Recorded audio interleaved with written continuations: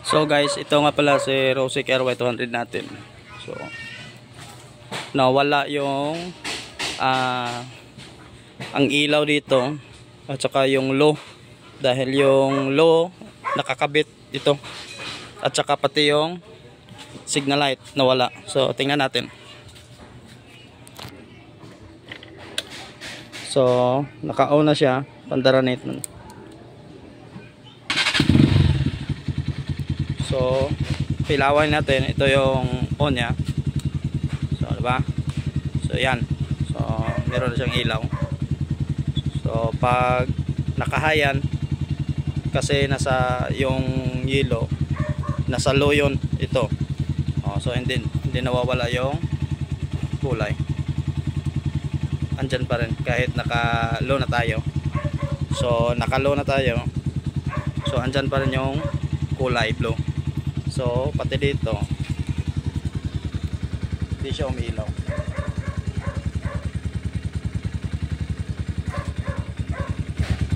Tsaka yung signal light. So walang indicator sa signal light. So which means wala din dito. Ayan. So transfer natin sa kanan. So wala pa rin, neutral pa rin, wala din. So try natin na kulikutin kung anong problema. Let's go. So tatanggalin natin to, ang dalawang allen, magkabilaan po yan. So gamit itong star allen na tinatawag. So ayaw mag-focus. Ayan, T30 ang number. So tanggalin natin, lods.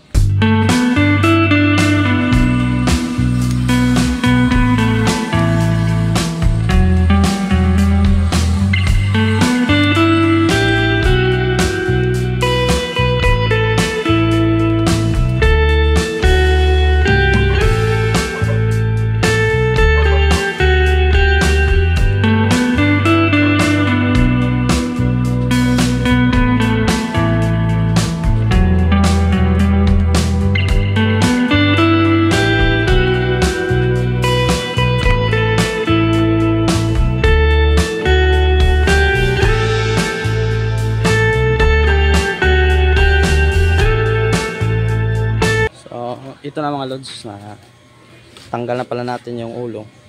So ito. So titingnan natin dyan kung saan nakakonek banda para makita natin kung ano problema niya.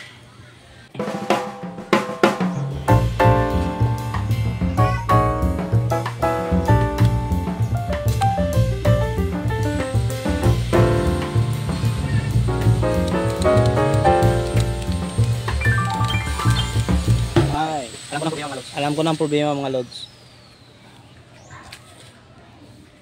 Andito yung problema, wala dun sa wiring. So bubuksan natin to.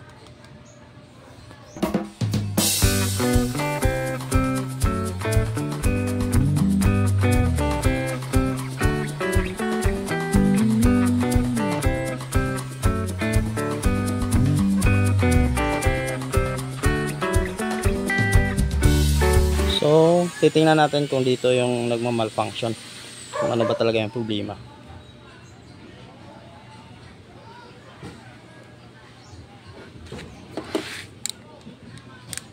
Oh, kita nyo? Pag igagalaw natin, di ba?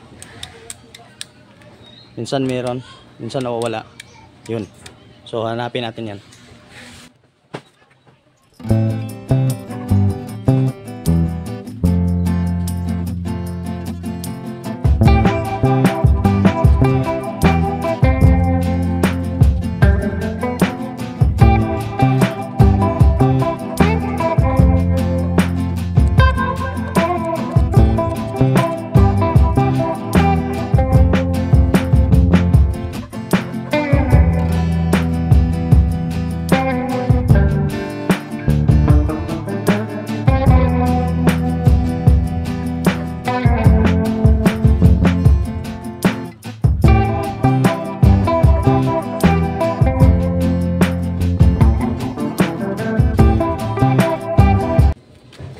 So ito yung may problema eh. So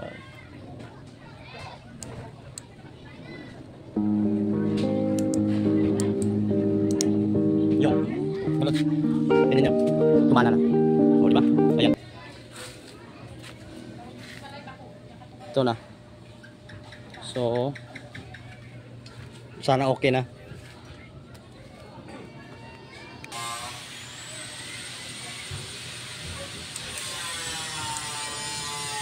So balik na natin.